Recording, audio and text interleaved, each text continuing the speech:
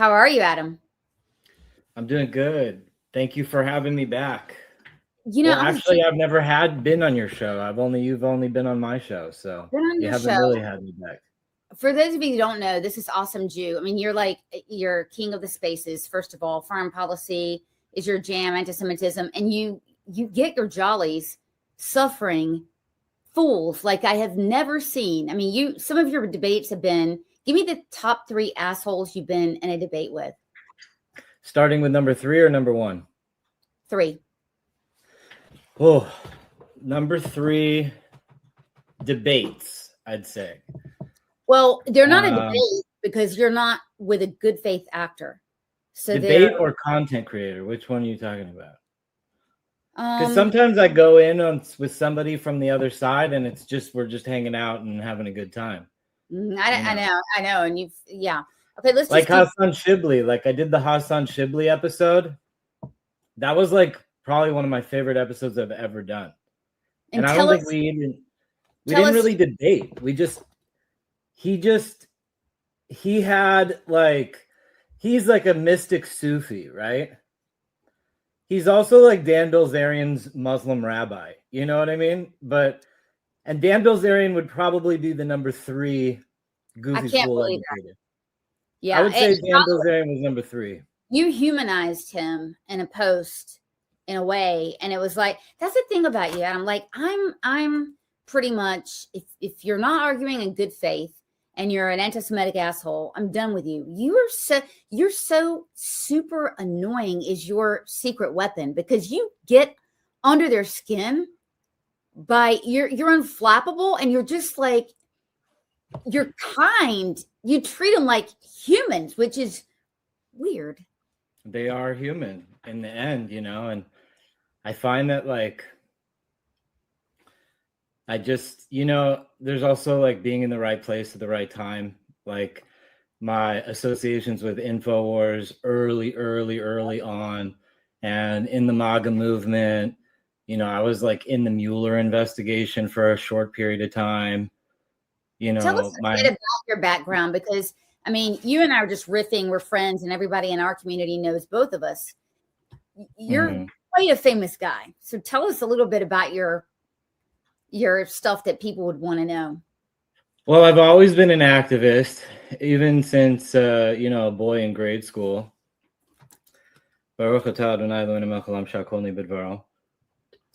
Amen. I am religious. Yeah. Became religious at like, it was really like a gradual progression. I'm like the 5th generation from Los Angeles. And as a Jew, that's like unheard of. I only know one other family that's from LA that's older than our family, and it's the Hellmans, and they're a 7th generation Los Angeles family. But so with that comes like the Great Assimilation, which was like a Holocaust in and of itself, because so many Jews like abandoned their path and their life and just assimilated to the world, married Gentiles, had children with Gentiles, stuff like that.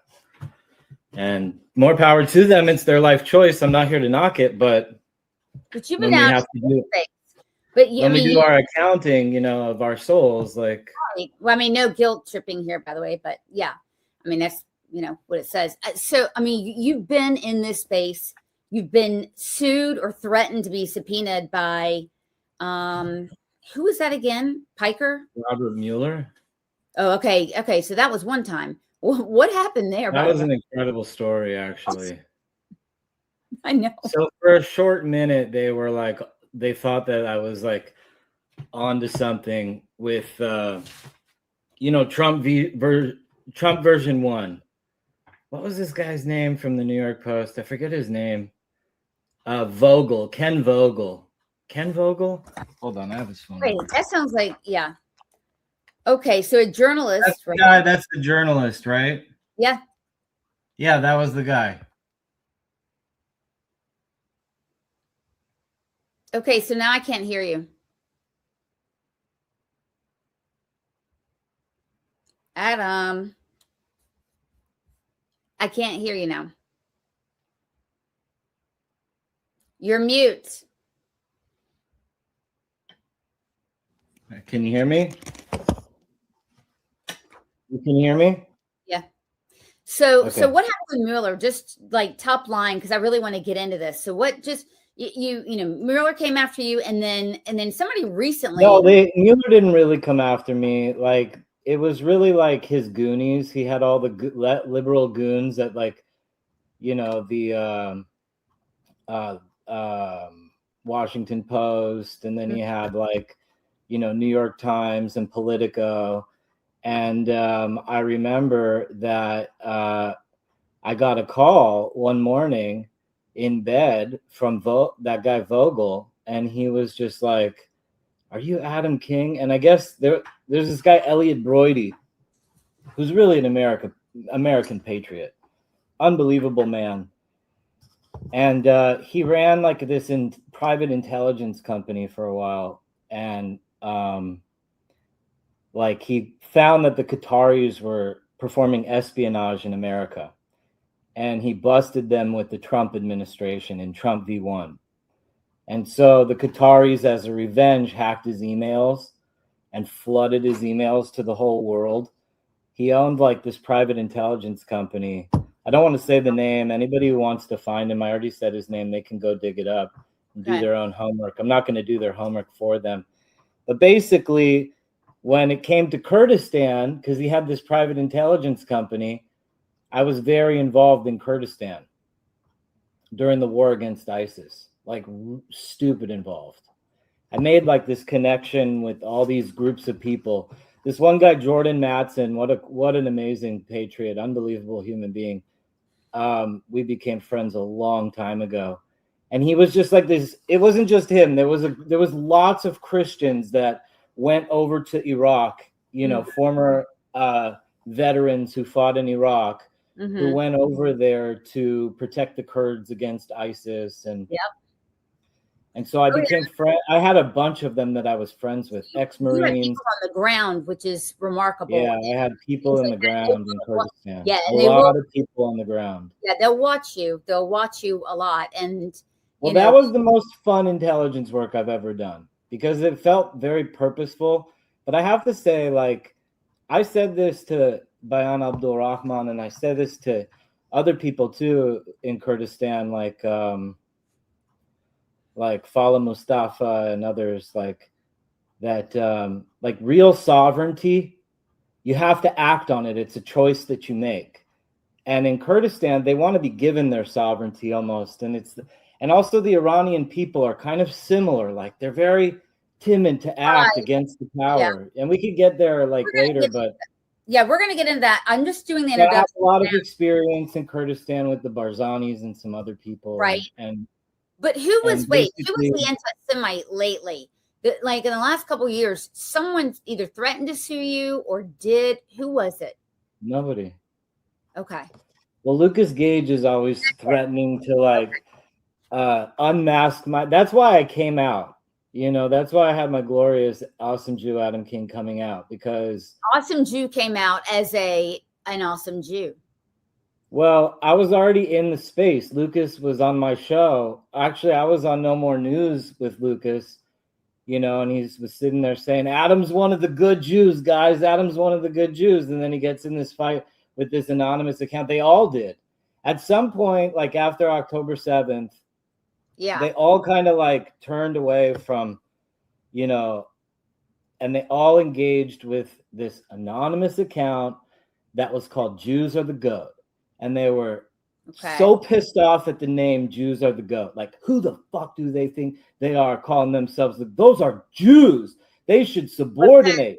Because and they all became obsessed with it. I mean, yeah. I changed it to Awesome Jew because the obsession with Jews Are the Goat was so out of this world that's really what I think got them to like just hate my account so much. And that's when Candace Owens would have like diabolical meltdowns on Piers Morgan about Awesome Jew, this anonymous account, like this Awesome Jew, and she would go like into these and it was the funniest troll, and it's the best troll in internet history. I put it in the contest that nobody has trolled the internet harder than I have with Awesome Jew, because I was already in that ecosystem on InfoWars, you know, at my channel on Banned Video.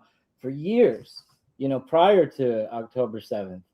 And I still have a lot of friends in that world. I'm very close with Harrison Smith and also Owen Schroyer. What? These are people Wait. Back it up. That guy, I'm sorry, but we're so different, because I think that guy is an anti-Semitic douchebag. I would never talk to him. He's come at, all the people you're mentioning, they've come after me as well. Any prominent Jew on the right since October 7th has been absolutely hammered. And if you haven't been, you're not doing it right.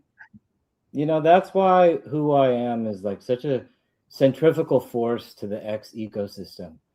Because for all intents and purposes, InfoWars was like the most mainstream the dark web got before X kind of like took over. Okay. And Elon Musk took over X. When Elon Musk took over X, X became the most public space of the dark web. And before that it was InfoWars. And so, I had a lot of friends from the InfoWars days. We're still friends, Yeah. We stood for something together, and like we became friends and we have the benefit of many years to a lot of friends. And a lot of conversations go down, But I got my start on Steve Bannon. I got my start on Steve Bannon, and now I wouldn't Well, I think there's a difference between people who are associated with Jeffrey Epstein. I agree. So like in all fairness, like Alex Jones is not an associate with Jeffrey Epstein. But Alex Jones. But it is funny that Alex doesn't really come out against like Steve Bannon so hard, I've noticed that about a lot of people. So the last time you and I talked, let me catch people up. You reached out to me. First of all, people say, oh, you Jews know each other. Yeah. if we're on X, chances are we probably do. But you contacted me, as did a lot of people, after JD Vance came after me. And I want to tell everybody this. Rockmouthgate. It was called Rockmouthgate. It was Rockmouthgate. By the way, you asked me off air about my hair. I straightened it for you tonight on this podcast. It's because amazing.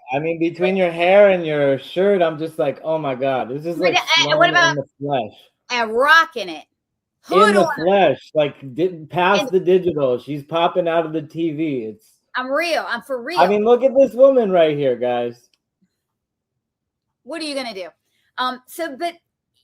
We were talking about. No, but seriously, do you miss the Jew fro hair, the Jew curls? I do. I love my Jew curls. I want to show you. I grow my hair out because I grow my hair out, but I usually like soak my hair in castor oil. Yeah. I put like half castor oil, half for the scalp. I swear I do this every night. I put castor oil and a third of castor oil, a third of water, and a third of air in a bottle, and I shake it up and I spray my hair every single night with the very thin pellets of castor oil in your hair. Okay. And I'm telling you, it's the best thing for your hair. If you got curls, you should go back to the curls, Sloan. I got to say. You're not liking it, huh? I like the straight, but like Jew curls are like so like extraordinaire. Like straight girl, like straight hair girls, they can't have those curls. Yeah, you know what I'm saying? I feel like I look like a regular commentator. You do. You kind of look like you could be on like Fox News and replace those chicken heads. Is Laura Ingraham still on Fox News? Not that she's a chicken head, but like that. Why don't they rotate their people? I don't know. I have to tell you, now that I cover the news, I don't do a lot of watching it. I'm a big, what I'm doing now? I'm really high on watching Columbo and the Jeffersons replays. That is hilarious. I know. I used to call somebody Columbo. That was their nickname. I felt like they were always like trying to investigate me. Well, see, I fancy myself a Columbo, so maybe that's why. But I think that honors Columbo more than what I was using the word Columbo for. But you're too kind. No, you have a team. Like all of you guys that are on your squad. Like you guys like pull this research out so quickly. Like you guys like. Are you guys like formally like an actual think tank? What is your thing? Yeah. Well, You guys actually filed? You're like a corporation or a 501c something? we're a nonprofit newsroom. And while I will not disclose my secret sauce, we do have interns who are, to your point, very fastidious, and they like to get to the bottom of things, and they have beats. Like yours was Kurdistan. I have people on campus, and I will say, because you asked me, and this is so great, I just want to brag on this. My sources, Adam, are, I mean, we have a mutual friend, Laura Loomer. She's also got great sources, but I've got such amazing. She's the best in the business, man. Wonderful. Yeah. I mean, never sleeps, always working, dedicated to the cause. And I've got people that are like that. So, but let's get back to this because this is crazy. What do you think about that picture with John Fetterman in that suit, man? Was he like? I think I sat next to him. That was my president for a second, right there. Am I right? Like you saw him in the suit with his wife. He looks good. I went to dinner, sitting next to him, and he did have on his hoodie. But I wish I could show you the picture. The guy, I mean, I'm 5'3", and I put heels on. I'm 5'7". The dude must be like 6'8". Maybe? He's a giant. No, he's seriously a giant. How tall are you? How tall are you, Adam? Are you tall? I'm 5'10". Okay. Because American Jews are pretty. Jewish men are pretty short. No, well, for Jews, 5'10" is like the beginning of tall. So I'm at like the entrance of the door of tall for tall Jews. My son is 6'4".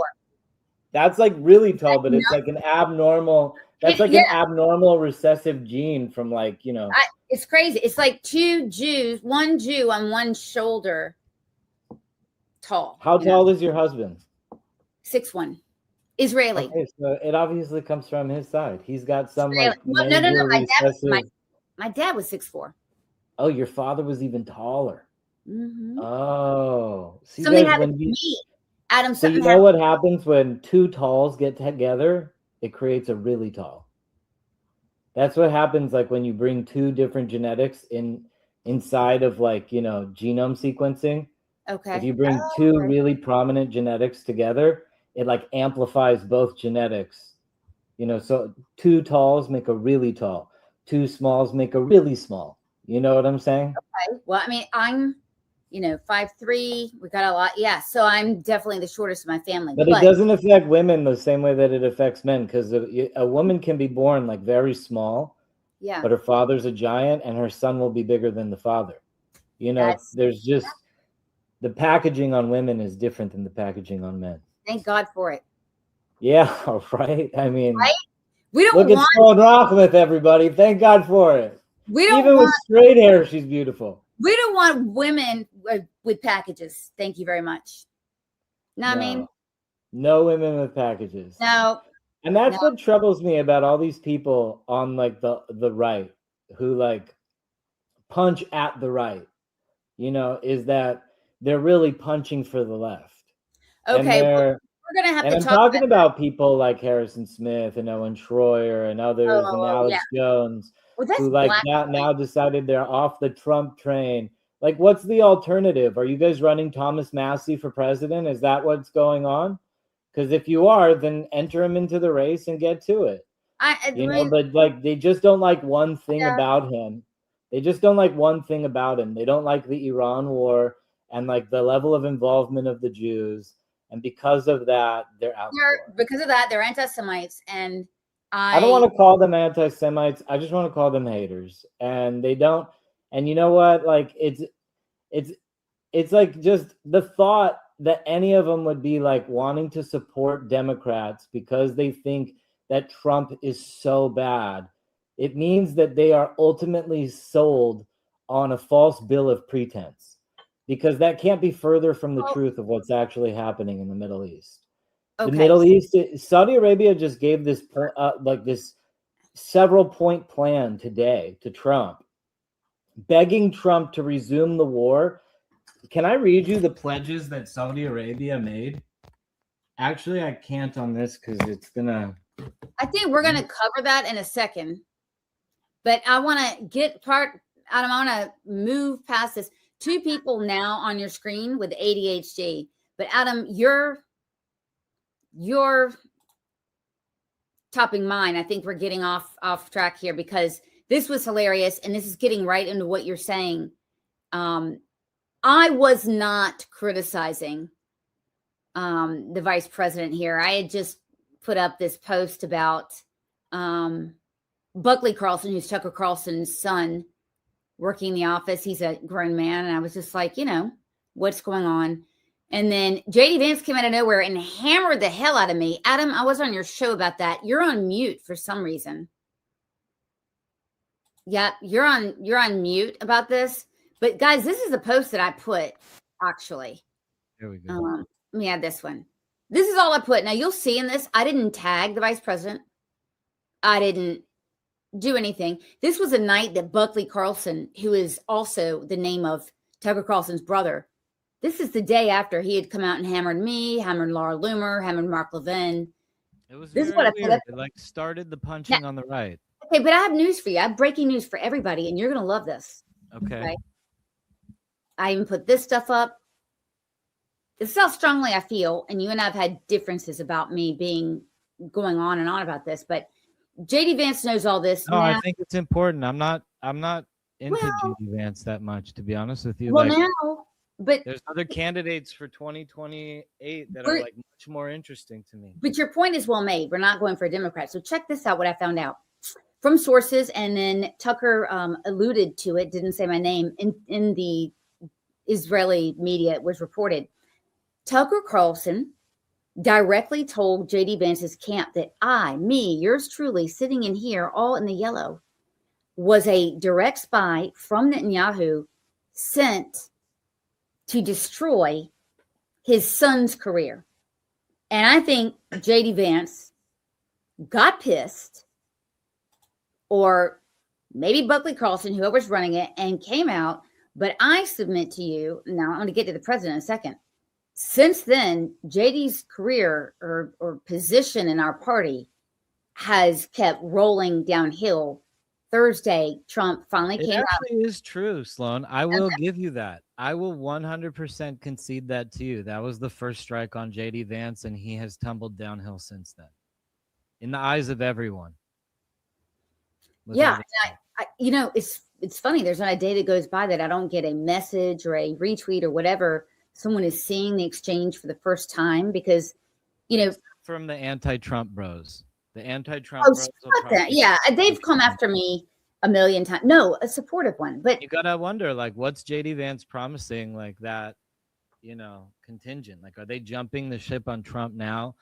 Rallying behind JD Vance, or are they rallying behind a Thomas Massey, or is it JD Vance and Massey together? Maybe I'm calling it. Like, what if they run JD Vance and Thomas Massey together? That would be like the most ridiculous thing I've ever seen in my life. Well, yeah, I mean, I don't know, actually. I mean, I can't figure that out. But what I do know is that at that rate, even Gavin Newsom is a competitor for the presidency. Well, I mean, I think we saw he'll just they're so weak he would mog them. Yeah, there's no way. I don't think JD Vance is a viable candidate. But and by the way, as evidenced by this, Thursday night, the president comes out and he lends credence to what I've been saying, that, these people. Oh, by the way, Megyn Kelly did an entire show on what an asshole I was for, I don't know, posting on my own feed, Adam. She didn't like it. So offended that they get so offended when we talk about them, but they say the most heinous things. What do you think of my shirt? You like it? What is it? It's this company, J Drip. They make like Jewish merchandise. Okay, so why is Candace on all fours? I don't know. I think it's funny. It's like literally, this was her marketing campaign. She's like, this is what the Jews do. This is how they view you. And so we view people on all fours. We put it on his shirt and to troll her. She said that I killed Charlie Kirk, man. How crazy is that? That was the big reveal to a lot of people that she was full of shit, because she said and used my name explicitly that myself, Josh Hammer, Seth Dillon, and Bill Ackman put together this Hampton summit and I wasn't even invited. I didn't even know about it. I only knew about it because Candace was talking about it for like 2 weeks. And then 2 weeks into her storyline, she drops my name as being one of the focalizers that like told Charlie Kirk, either take $150 million or else. And like, it was such a reveal.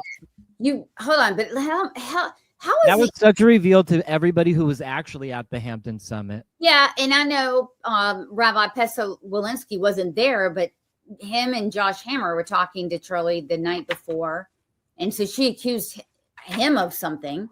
So, but help me understand that. Why, in theory? I mean, this isn't an authentic argument. We know that, but why, in theory, were you making Charlie Kirk take 150K? 150 million. Oh shit. Okay. Yeah, it was just like so crazy that like she really like, yes, Candace, I am playing that big of a game. Yes, Candace. Yes, Candace. Wow. Well, now you know that why we're doing a podcast. I mean, like, no, I'm being serious, Sloan. It's like, it's so crazy. So far in that group, the only person I haven't met yet is Bill Ackman. But after that, I quickly became friends with Seth Dillon and Josh Hammer. Yeah, they're great. You know, they're great guys. Yeah. And they were like, to them, they were already embroiled in this battle against her. And then she drops like such a consequential, like, you know, evidence drop. And it's like everybody could see right through it, you know? But there was also other people, like people in the InfoWars world, like I said, like you said earlier in the podcast, like, how do you have a relationship with these people? Yeah. Well, in a situation like that, there were a lot of them that have been named other places. I don't need to name them again, but that they reached out to me, they contacted me, like people who have worked very closely with Candace. They're like, Adam, we've known each other for years. What is going on? And it was like very quickly, like, I didn't even know about it. The same story that I told you just now. And they were like, oh my God. I had a situation with Elijah Schaefer where he was like, oh God, like, there's another one. He like reached out to me. He was like, and that was actually a live Spaces. There's a Spaces that like, he's like totally drunk on this Spaces. No, yeah, I'd imagine. And it was like an hour-long Spaces that I hosted. I don't know where it is. It's buried somewhere in the archives of X. Someone go find it. But where like he's literally on his Spaces with me. He's like, this, we need to please throw Candace a life vest. She doesn't know what she's doing. She doesn't know what she's doing. You know, and Elijah Schaefer, you know, and Adam Green was there, and a bunch of other people were there, and we really pinned him down, and like I told him, like, that was one of the big reveal moments for that whole ecosystem, and lots of people, millions of people in that ecosystem responded to that. Okay. That's why I think it's important to maintain relationships wherever you can. You know, like the left wants us to disintegrate into punching each other. The overreaching global homo, trans, gay, Islamic jihadi agenda of the Democrat Party is so distasteful that like the only way that they serve to win at anything again is if we start fighting each other over the dumbest stuff, you know, and we don't rally around stuff like lowering domestic taxes and stuff like that. But I'm just going to shoot you straight. I don't think that, for me, my litmus test, if you're an anti-Semite, now I have a definition of it. You may have a different one. But to me, if you are punching down on Jews, not a Jew for doing stupid things. I mean, how many Jews have I punched down on? A ton.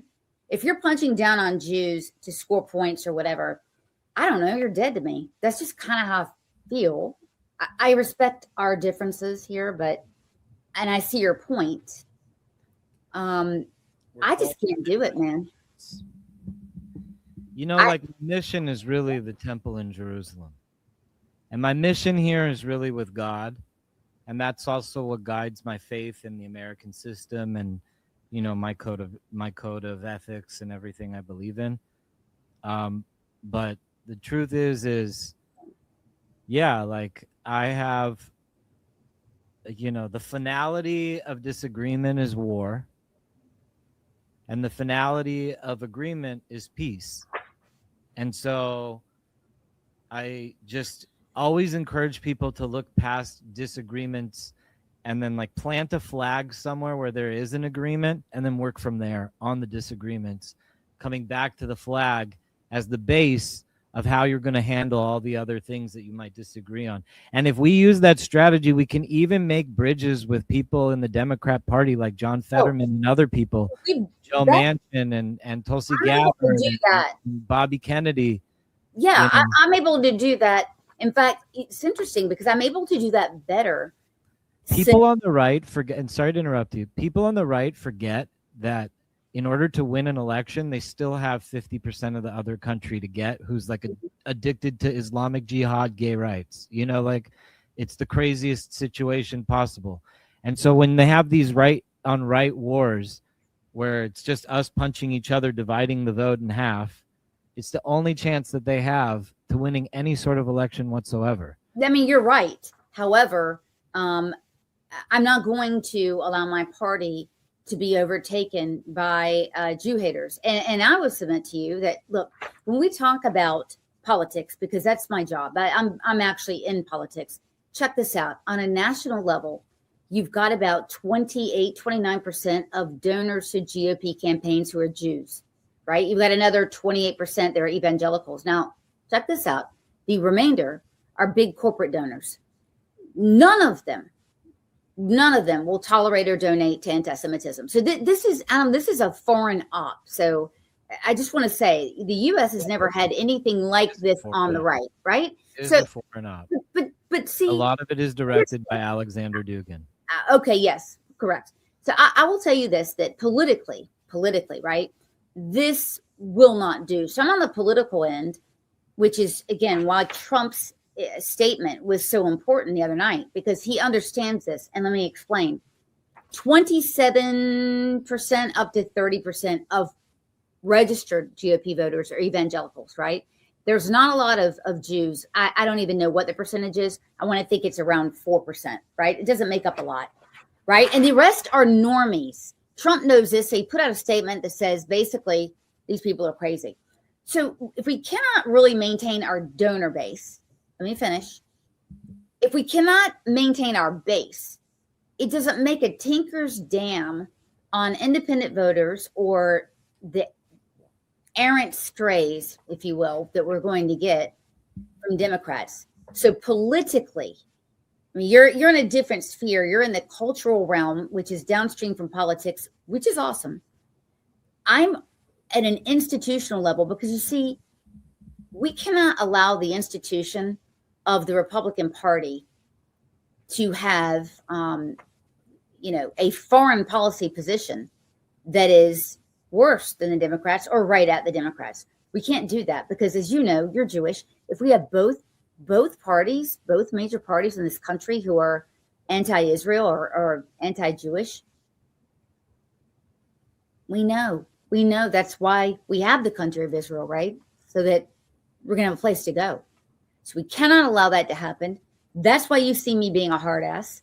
And I'm going to remain a hard ass. I mean, this right here, let me remove this, but this scared the shit out of me. I mean, here I am at my daughter's lacrosse game in Connecticut or wherever I was. I had a reporter from the Hill, friend of mine, call me and said, holy shit, JD Vance just put this out. I mean, So that means that JD Vance is negotiating the deal with Iran? You know what's funny? And I think it's funny. You may not. So Trump says this. He's like, yeah, I sent Vance over there. If he fucks it up, then it's on him. And I thought that was funny, but it's actually true.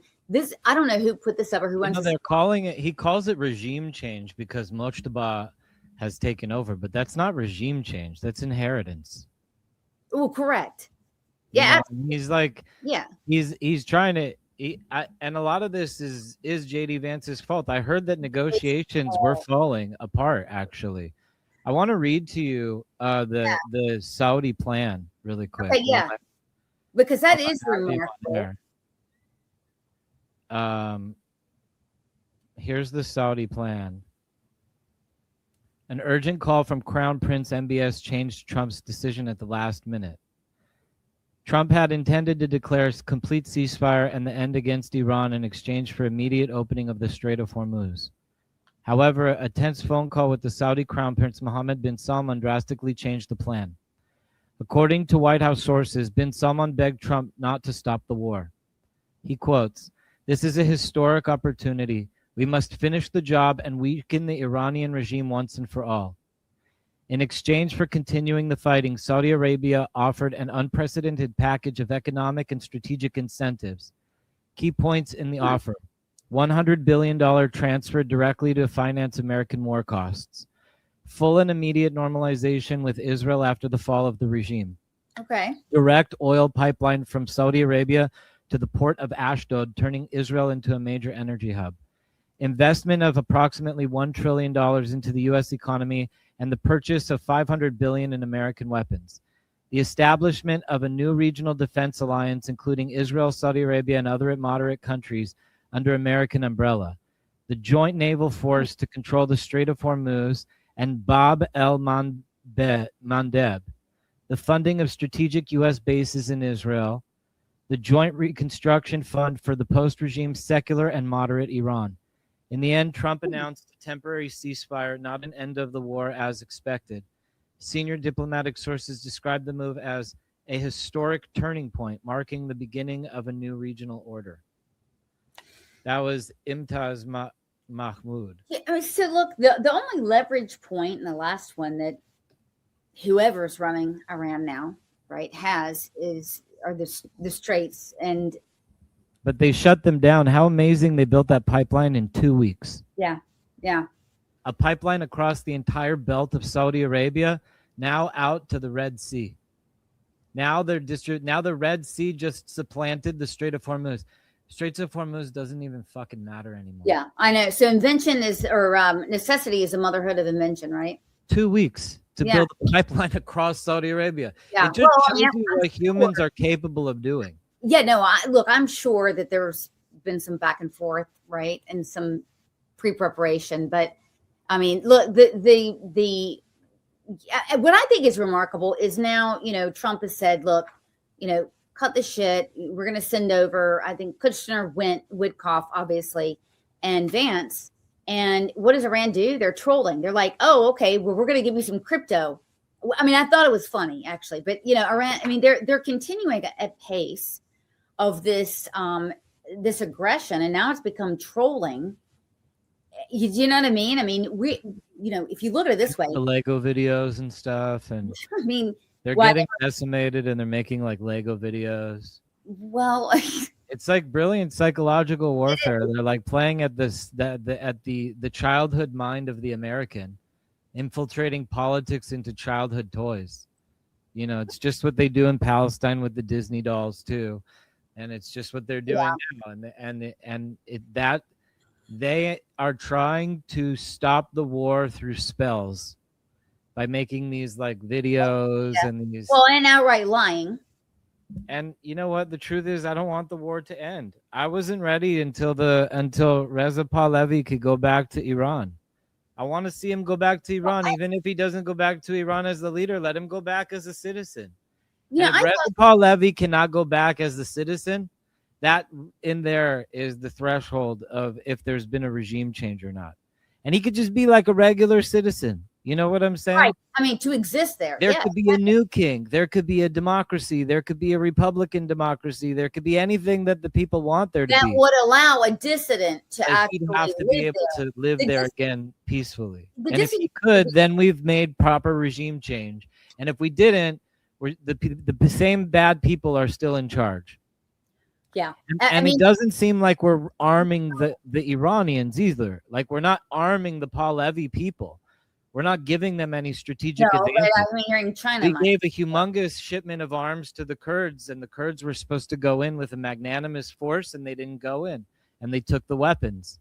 And that was not good on them that they took the weapons and not, didn't go in. But whatever, maybe it was good. I'm sure in the grand scheme of things in God's plan, it's all going to work out. But Elam returns, folks.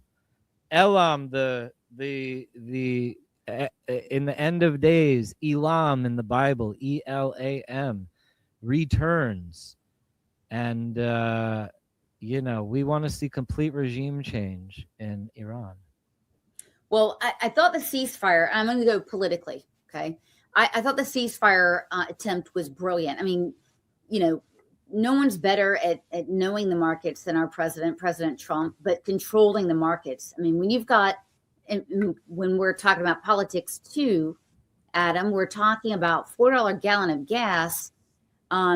Republicans are fucked. So, and that's what I tell everyone who asks me, Sloan, how are the midterms going to be?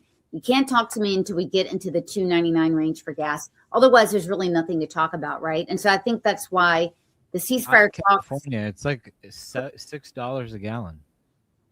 Okay, but look, in 40 years, more than 40 years, I think it's a 60-year high for gas to be up this high, right? I mean, it can't. We've got to calm the global markets, period. So this is very critical. I thought the ceasefire was an effort. Look, we knew it wasn't going anywhere. Trump intimated that. Yeah, the ceasefire was so they would build the pipeline. So diplomatically and politically, I'm talking. Okay, it gave time and space, and it also calmed the Europeans who are now cooperating in these mine sweeps. Right, they've got going on in the Straits. They're actually cooperating now. So I think it was obviously the obligatory goodwill sweep. You know what pissed me off, though, was Pakistan. Pakistan is a shithole country. This is the biggest diplomatic blip on their radar, probably ever. Don't forget that we caught bin Laden in Pakistan. I mean, this is insulting, which, by the way, also ties to Mandami's first 100 days in office. In other words, if you could go back to 2001, did you ever think that a U.S. president would go to Pakistan to negotiate? And did you ever think that an Islamist Marxist would be governing New York City? I can't believe we're here. Do you know what I mean? Yeah. Well, on the other hand, with Iran, the U.S. has been the only one who's been able to degrade or completely eliminate maybe their nuclear. Like to LARP. I want to burst everyone's bubble on the JD Vance and below the anti-Iran war side. Owen Troyer, all these people who are wanting to abandon Trump because of the Iran war. If you look at who brought this extremely evil, wicked regime to power, it was Ronald Reagan in the Iran-Contra affair. With Louis Garbanafar, the replacement of Jimmy Carter, Vice President George Bush Sr., who was former director of the CIA, taking over as vice president for Ronald Reagan, the actor president, running the shots from the CIA. Iran is a CIA invention. We owe it to the Iranian people to remove the regime. We created it. It's our fault. If we're going to be righteous Americans, it's our fault. We created the regime. Well, okay, so I'm going to follow you on this tangent on a couple of things. First of all, I just finished saying that the U.S. is the only nation capable of and has degraded Iran's nuclear capability. We've also funded it. So for those of you saying, I don't want to pay for a war in Israel and blah, blah, blah, let me tell you something, people. This has been funded by the U.S. We've been funding both ends of the war. And by the way, we've been funding this Islamic war that is a global movement and has taken out, hundreds of Americans, servicemen, etc. So for those of you that are saying, well, we don't want to fund the war, well, it's too fucking late. You should have been there. You should have been a thorn in the side more so of Obama when his administration and Biden, they've given to the PA, I don't know how many tens of billions. 86 billion in weapons to the Taliban. Okay, so that's a different. Well, you want to know where half of those weapons ended up? Purchased by Iran, sent to Syria, sent to Gaza. I'm sure. Sent to Lebanon. So we've been funding this. So by the way, shut up. Because this is our fault as well, to your point. We've been funding it, facilitating it, etc. And so. Yeah, it's like they want to abandon foreign policy. These Thomas Massey heads, they We They don't want to know pretend about that America. They want to pretend that America's not a global empire. You know, like they want to pretend like we're just some like cotton picking boys out in Tennessee wilderness. Right. We had the luxury of sticking our head in the It's just me and Davy Crockett out here. That's all America is. Just me and Davy Crockett and Thomas Massey. You know, I'm like so sick of this shit. We're Is the that the global empire of Earth.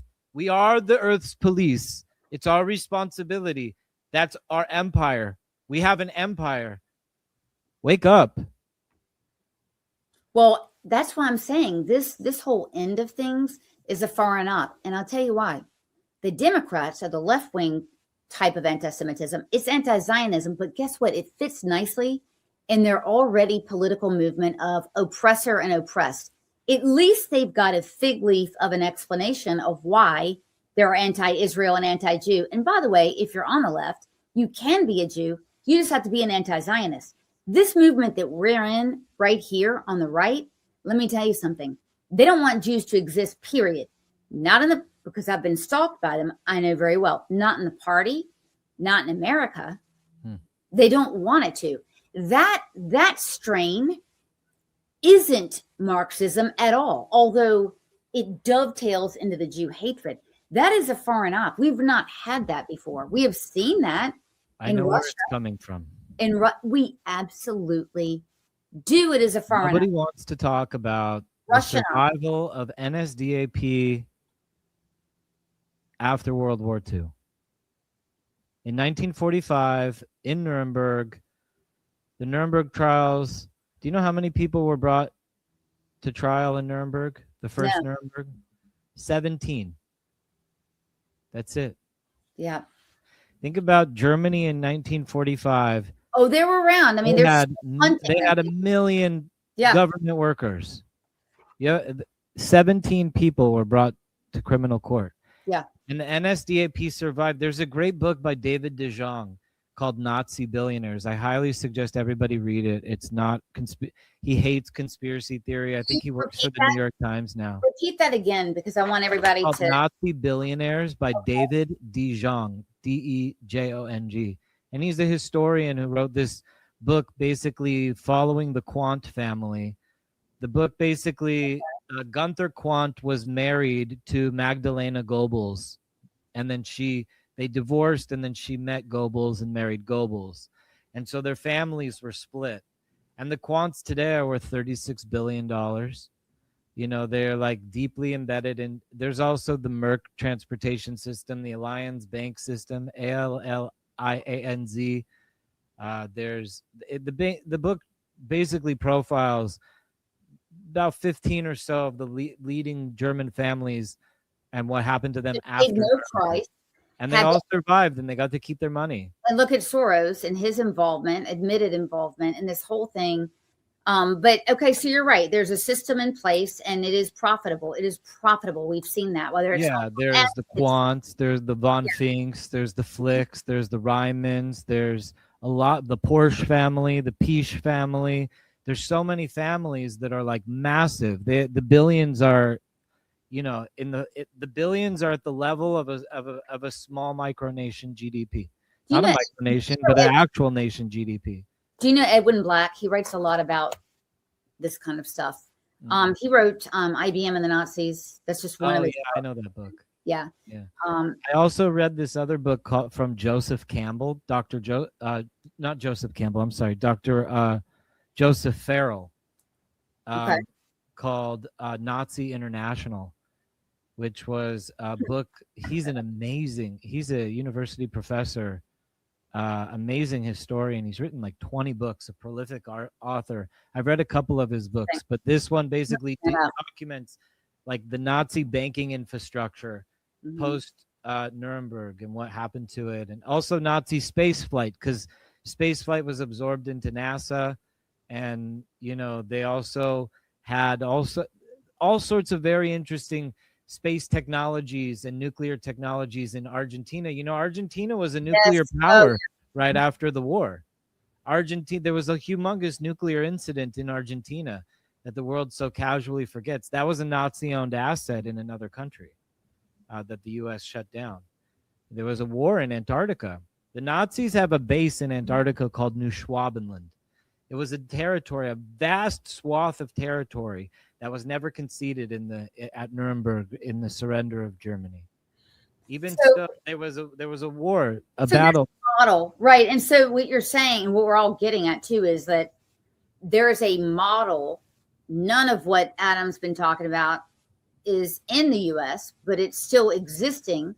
Yeah, since the Holocaust. Foreign money operation of the Nazis, the actual Nazis, and it's not hyperbole. I mean, it's actually real, and it's happening. And a lot of it is tied into the World Economic Forum.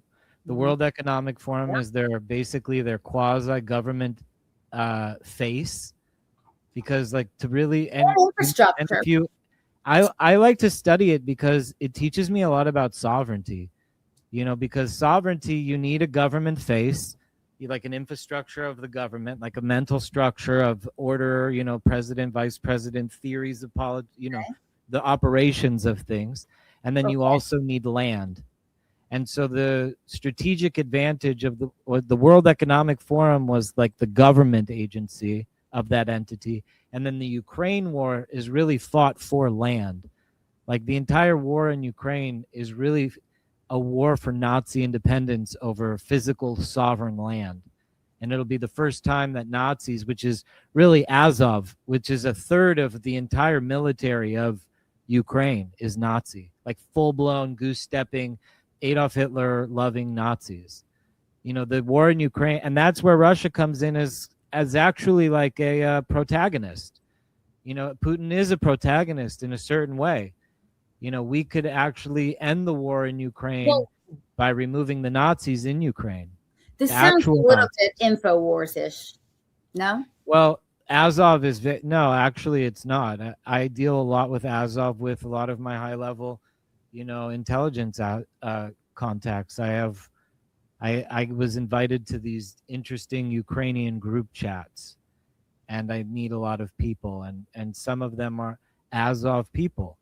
And Azov is literally like Fourth Reich stuff.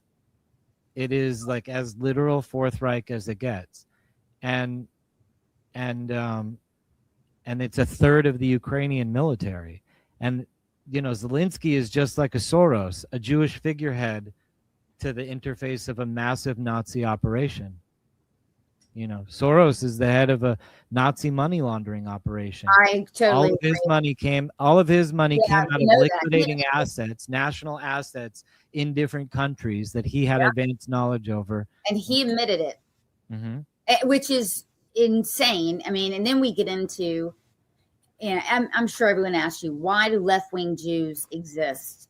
Which is a phenomenon purely you see in America, basically. Because you look at the Jews in the diaspora, I mean... It exists because of compassion and exhaustion. That people collapse. Interesting. They're so tired of being hunted and persecuted for clinging to Judaism that they don't want anything to do with it in this generation. And it's tough. That's the diaspora of assimilation, like I was referring to earlier. Is like this desire to abandon all one's Judaism and all one's, heritage and kind of just assimilate and marry anybody and become an American. Understandable, but abhorrent. And I mean, the reason why we are typically, guys, 2-star Davids, I'll tell you why. I can, but take me. I could easily... You would never be able to know that I'm Jewish, right? Unless I announce myself. Beautiful hair she's got right here. I mean, look at this. Well, I got rid of the Jew fro, so I'm trying to assimilate. But Adam, we know that. Let's just take Black people, for instance. They can't change the color of their skin to evade, slavery back in the day or Jim Crow back in the day. They own it, and so I'm going to own. Who I am, and I go and I proudly announce myself. I make myself a target, if you will, because that's how it's going to be. But I'm an activist. You're an activist. We can take it, but we do understand that a lot of people can pass as non-Jewish, and they do it when it's most convenient for them. And you know how they do it on the left? They do it by criticizing Israel or other Jews, by saying, you and I, we're I really don't think not. I could pass as being not Jewish, even if I didn't wear a yarmulke. You couldn't. No, you look Jewish.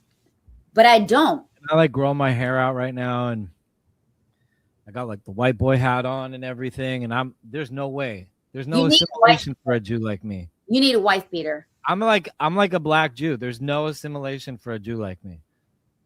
They're like, oh, there's the Jew right there. Everybody, Jew alert. We know where he is. Well, but this is why I do this. You know, my Hebrew name and my start. In other words, you know, I'm a big advocate for this. You know, this is interesting. I went to this party. Netanyahu had there's a gathering in Miami Beach for New Year's Eve. So I went there. Invite me. I mean, I wanted. Did I not actually? Did I not invite you as my date? Because I promised that. I promised that I would invite you. That was like your backup date or something. If your husband bailed on a party. Well, he didn't. He didn't. My date was 70 years old. But it's really funny because I went and I talked to. I'm like, man, this is great. I forgot where I was. Bell Harbor. I'm a hotter date than a 70-year-old. Let's just say. Legion's hotter. I mean, you could. And that'd be way more fun. You know, I remember this. I'm not going to be pissed. One with Trump and Netanyahu watching the fireworks. Oh, I can confirm nor deny that later party. Everyone saw that. That was like the party to be at. Okay. That was the party for a whole new era. All right. So anyway, I was talking to I walked through Bell Harbor. I've not been there in a long time. And I'm like, oh my God, everybody's Jewish. This is so fucking great because where I live, I'm like pretty much the only, there's not a lot of us. And I kind of queried all of them. They knew these are Jews living in America. They knew about anti-Semitism, about its rise, etc. They'd never been a victim of it. The funny thing is, I go walking in, you'll love this story. This is the first time that I do not wear my Star David. I wore another, whatever it is. I went in, shiksa. I walk in, I'm blonde. The women were asking me, I have asked several times, are you Jewish? And I'm going, in a sense, why the fuck does it matter? But in another sense, I'm like, if you only knew who I was and how much that I do as a Jew, do you know what I mean? You would never be asking that. Then it dawned on me, let me ask these people if they're experiencing it. Never experienced it because they're in that community. Do you know what I'm saying? I mean, now you and I would think of it as a target, but it happens to be insulating. And I don't know why I'm on this subject, but on identification. Do you know what I mean? Like, I went into the pizza store last night after Shabbos, and this guy was like, "Oh my God, it's awesome, Jew." I was like, I get identified, on both sides. I've never been identified on the street by like somebody who hates me. No, me neither. I respect that very much. Me neither. Because I have had like some pretty nasty people in the DMs that got forwarded to the police. The FBI took swift action, and now one of my stalkers is in prison. Oh, that's right. So that's right. I remember that. But the point is, Sloan kicks ass, man. I don't fuck around. But the point is that you're right. We're in a time where you do get tired of being hammered, and you might want to not identify as a Jew or go to services on Shabbat because you feel. Well, I started my own synagogue, and I have like a small homestead. Okay. And I walk through the streets of my semi-rural area. I live in a semi-rural area, and I walk the streets on Shabbos, like scoping doors for mezuzahs. I've been doing this for 4 years since I live here. That's awesome. I've identified 7 families in my area that are Jewish. I knock on all their doors and I invite them to the shul. I turned my guest house on my property into a shul. and it's no longer my guest house. I gave it to Hashem.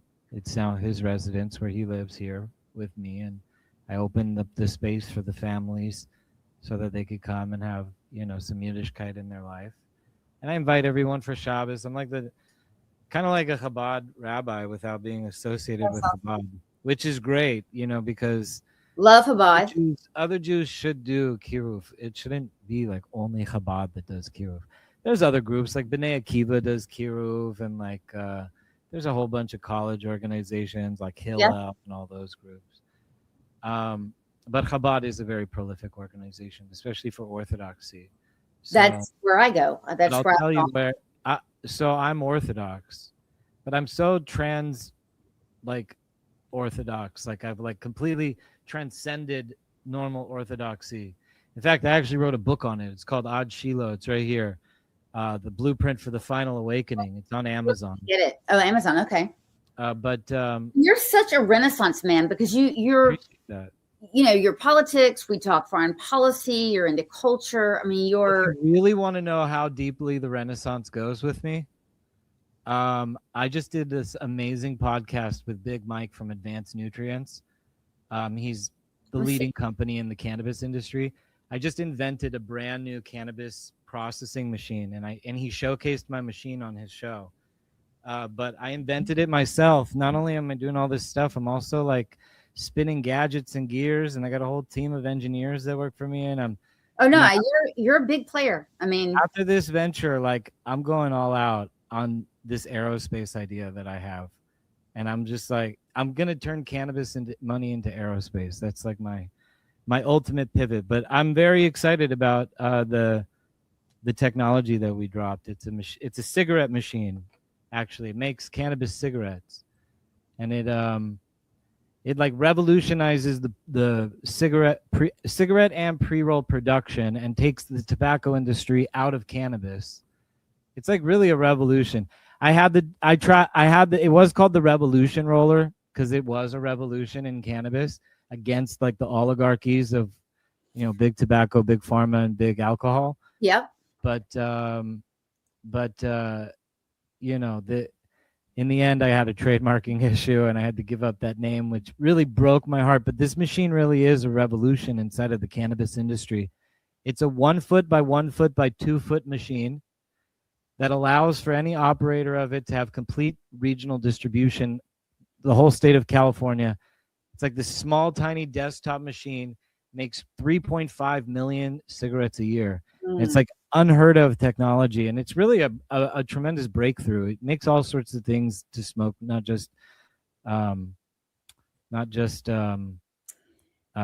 cigarettes, but it also goes in line with this law that I made in California, the People versus Adam King, which was a cannabis law that had to do with gun rights and can cannabis users or have a concealed carry permit, and I won the case. Let's talk about that. Okay, so won the case against Ventura County Sheriff's Department, and so you think Amendment in California, yeah. Okay, so it's interesting because I've been a cannabis activist for a very long time. So it kind of fits into the whole MO of. Okay, so I carry, and I'm very serious about it. I won't take a sip of alcohol. Well, you're not allowed to take a sip of alcohol or consume anything if you're carrying. I know, but you shouldn't be able to smoke weed either, right? No, absolutely not. But you also can't be disqualified from it if you admit to smoking weed at a party or something. Okay. You're not smoking weed while you carry. Got you. And that's I'm glad you explained the case. The Sheriff's Department argued that if you smoke weed at any time, you're considered an addict. And that was their official policy. Oh, in California. So I have an amazing attorney who's a unbelievable activist, David Hakimfar from Hakimfar Law, who also owns ccwlaw.com. And we intentionally went out to challenge the ruling and change this law. He also won the vaccine mandate against the city of Beverly Hills for city employees and the mask mandate. To end the mask mandate and the vaccine. He's a hero. But he's my my number one attorney now. When I need, even if he's not as good as somebody else in some other thing, I'll still get his opinion first, because we've done so much we wrote a law together. I mean, how it doesn't get any deeper than writing a law together. So tell me so the law is, and I agree with you. They'll ask you, they'll basically put you in a position to lie, really, because if you ever smoked marijuana, I think they ask you if you smoked marijuana on the CCW test, and if you say yes, you're disqualified from a CCW. But it doesn't. Okay, and it doesn't have a date, like in the last year. So they gave me an interview in my, because every candidate they're required to give an interview to, and they ask you about the question. So they asked me about the event, and I told them honestly, I was at an event. I had a bunch of friends that I was with in high school, that I reconnected with, who I went to high school with. Yeah. And the joint was being passed around, and it was like a no-brainer. I haven't seen them in 20 years. It was like a reunion from when we were kids. Of course I'd take a hit of the joint. And this is what I admitted to the sheriff's department in my interview. And then the county commissioner, she was the presiding judge actually in the case. And it set precedents about cannabis use as it relates to alcohol use in relation to the law, and in relation to CCWs, which is a constitutional issue. It was such a fascinating case.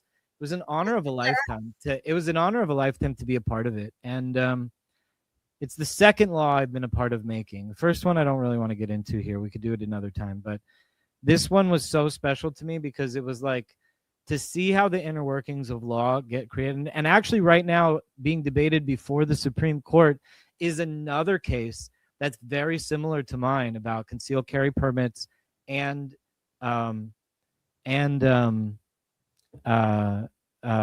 use of cannabis as it relates to alcohol and other things. And Neil Gorsuch gave a unbelievable, I don't know what they call it when they're doing their process, but opinion, in his questioning, in his hearing that he was leading on the subject, it was just, I was waiting on the edge of my seat, wondering if he was going to cite my case, and he didn't cite my case. He cited another case, but it wasn't my case. But I was, it was just like, and they're delineating this right now in the Supreme Court about cannabis use and its relation to constitutional rights and stuff like that, especially with President Trump descheduling to a Schedule 3, Yeah. And the truth is, that's not enough. That was only to pacify large activist players in pharmaceuticals who wanted as a Schedule 3, where it can be regulated as a Schedule 3, which is like Tylenol. Tylenol is like such an extremely regulated product. You can't make a second Tylenol. Like they have Advil, only the major companies are able to get through the regulatory environment to put a Tylenol on the shelf. Okay. That's where they want it regulated. They want cannabis to be controlled by like only the pharmaceutical industries who paid for its prohibition to begin with. So there's a lot of corruption in that. There's a lot of corruption, and it's not that cannabis needs to be rescheduled to a Schedule 3 or even better, which would have been a Schedule 4. It would have been that cannabis law needs to be repealed entirely so that it cannot be governed like a controlled tax structure like it is in California. California is boasting of a $30 billion industry that they've reduced to $5.5 billion. They boast every year, congratulations, the industry is now valued at $5.5 billion in California because they have this track and trace program where every single flower, leaf, and petal has to be traced. Like we need hall monitors to like exist. And it's taxed the industry out of creation. There, LA alone has lost 20,000 jobs in cannabis alone. And these aren't people that can like go work in like other great jobs. Some of them have tattoos on their faces. They're going to be disqualified from Starbucks jobs. But in the cannabis industry, they have like a way to take care of their families. And you're making good arguments. This is the byproduct of overregulation. And I agree. So it'll start with things like the Second Amendment with Neil Gorsuch and what they're doing now. And then as we go further and further, the deregulation of the industry will eventually, if we're smart about it, it will be repealing cannabis law. And that will be an economic boom in this country like you cannot believe. And you'll be surprised that a vast equal amount of the wealth will not come from consumable, like over 50% of it will not be consumable related to cannabis consumption in smoking or eating or medicine or any of that stuff. It'll be in like hempcrete and like construction projects and like wood fibers and just like entire other trillion-dollar industries are multi-trillion-dollar industries are associated with cannabis. Right, like petroleum byproducts. No, I hear you. Look, we've been talking about everything. We've been all over the map. I'm glad we got together again to do this. I mean, we've talked about things that I'm not even on my radar. So, let's follow it. We do need to follow you, Awesome Jew. The commentary you give is phenomenal. Very much like tonight, all over the map, but you know a lot about a lot. I appreciate that. And, like, I love the content that I do. I do it for fun. I don't get paid to do this. Yep. I'm watching everybody talk about their monetization on X. I know. I see people posting their numbers, and I'm like, I got bigger numbers than that guy. And like X monetized me at like, I don't want to say because I don't want to be like, you can't avoid it if you get a lot of views and impressions. Right. But that's a bit. Actually, Dom LaCour is coming on my show tomorrow to talk about monetization. Yeah, I like him. He just got demonetized on X, and he was making like hundreds of thousands of dollars every month. That's going to be a great interview. Yeah, I'm excited about it. He's a special guy. Yeah. What time? He was once very close to Candace, and now he's doing his own thing. He has completely different opinions. Yeah, Dom is like totally based tomorrow, 5 p.m. Pacific on Awesome Jew. Okay. But that's why I like doing my show. I just like meeting people and talking and standing up for what's right.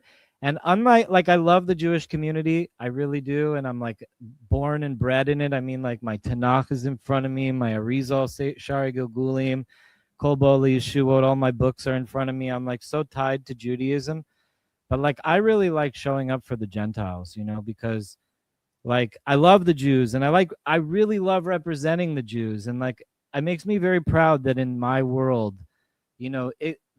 any Jew could have been elevated. It could have been anyone, and if it were up to them, it would have, like the rabbinical people like Rabbi Shmuley, who's actually a tremendous scholar, would be their only target, and there wouldn't be any sort of scholarship that is able to reach them.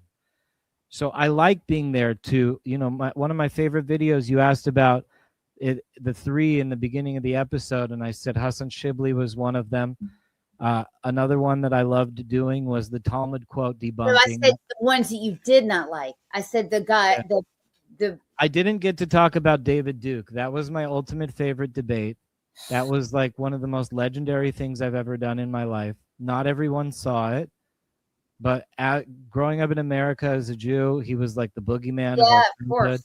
A lot of white people don't even know who David Duke is. White people on X do, because like they're all super into like racist shit. But like most, like I live in a very white, like rural area, and like these rural whites have no clue who David Duke is. And he came chasing after me for a debate once. He's like dying of cancer, and it's just a miserable situation. And he wanted to have like one hurrah with me, and it was so bizarre, and it ended up being a 3-hour bloodbath that like absolutely transformed my life. It was one of the most awesome things God ever did for me, was by arranging that. It was like the waters rose for Yaakov, and it was like so beautiful. But yeah, I love doing this, and I love meeting people, and I love going to see how far deep into the other side I can meet somebody and like just sit with them and then walk out peacefully. Like when I went into the ring with Jake Shields, I still talk to Jake all the time. Did you see the episode when I went into the ring with him? No, because that stuff pisses me off. I'm not like you. I did the the Fight Back podcast I've done twice now. The first time is when Dan Bilzerian kicked the door down and stormed in and threw Jake out of the chair. Jake was so upset about that I went into the ring with him the next day at the UFC training gym, and it was just me and Jake streaming inside of the ring at the gym. And, I love that kind of shit. That was one of my favorite things that I ever did, because it's like, that's like what you got to be a man. You have to be able to like go face to face. We were barefoot in the ring. Like, it was surrounded by people who are anti-Semites in the UFC watching. He says to me in the podcast, he's like, very well, if I told any one of these guys to get in here and kick your ass, they would do it right now. I was like, I answered with a beautiful prose. I said, King Solomon says, Shishim Giborim Sevivla Megibore Yisrael. Kula michuze cherev melumde milchama ishabo yerecho mipachad balailot. I said, 60 strong men of Israel surround me. They're all trained in war and girdled the sword. Who's afraid of the dark? And it was just a good icebreaker. And but that's the kind of content I like doing. Fearless content for the sake of truth. Like dangerous, fearless. I don't want to be dangerous and reckless. Right. But I like being in a situation that most would consider dangerous, like being alone in the room with Jake Shields, surrounded by his friends, on a live stream around the ring. I had zero fear at all. I felt completely safe with Jake, and that's the only reason why I did it. Is because we developed some sort of camaraderie that like transcended whatever the situation is in Olam Hazeh, in this world. And so I value those relationships because they're not easy to make. You know what I'm saying? I invest inside of them. I try not to let things bother me. And I think that all Jews can learn more to do that, because I truly feel like the situation could be far worse with so many people if I didn't have these relationships with people. We already know. I mean, and I encourage other Jews to go out and make these relationships. If before we hop off, if I can leave you with one final profound thought. I personally believe that anti-Semitism is caused by the absence of Jews inside of communities. Not by people. It's when there's a complete echo chamber where there's not a single Jew to push back on a narrative. Or a single Jew just to be present as a positive, good, contributing member of society. And in those communities, that's where all this, the gates of Toledo, Jews killed Jesus, the whole 9 yards, the Khuzaris, that's where it all is born, in a place where Jews don't have any reach to. And that's why my podcast is so special, because I'm the only Jew that reaches as deeply into it on the inside. So much so I had David Duke chasing me for a 3-hour interview on the Kill Stream. It was amazing. But that's what I want to encourage other Jews to do. Yeah, what you're doing is I want to encourage other Jews to not fight anti-Semitism. I want to encourage Jews to go out there and this is going to sound strange, because I don't want them to embrace anti-Semitism in this fashion. Like if I say embrace anti-Semitism, I'm not saying become anti-Semitic.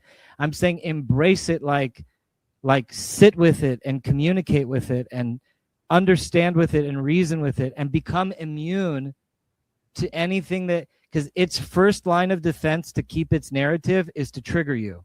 Yeah, oh yeah. So it'll even call you something like the K word or whatever. And you got to have such thick rhino skin that it doesn't even penetrate. The sharpest tooth cannot pierce that flesh. Definitely. And then you should go into the space. But people who want to fight and they want, I'm going to fuck him up or fuck that guy or fuck, war, that they clip it. They use it as fuel for their armies and they recruit with it. Mm-hmm. And so you're doing nothing but helping it. You're helping anti-Semitism by fighting anti-Semitism. That's why Jonathan Greenblatt gets $243 million a year to combat anti-Semitism, and anti-Semitism grows out of proportion. Okay, but that's another show, because he was trying to fight Islamophobia, gay stuff, etc. That the ADL is a whole nother show. But anyway, thank you. Awesome Jew. Thank you for letting me share that, because I really want to transform the world, and I think we can end anti-Semitism in America. Definitely. Well, it's definitely a high aspiration on both of ours. So thank you again, and we'll watch for your next debate. Actually, we're going to watch you tomorrow night with Dom. Tomorrow night with Dom. I think Tuesday with Breedale, and then I got a bunch of stuff coming up in the near future. It's gonna You're be hopping, man. And you kicked it all off with me. after Pesach. We gotta do some hafatza and explode again. Gotta get busy. Absolutely. Starting with Sloan. Starting it off. Hey. Thank you. All right. for Have a having good me. night.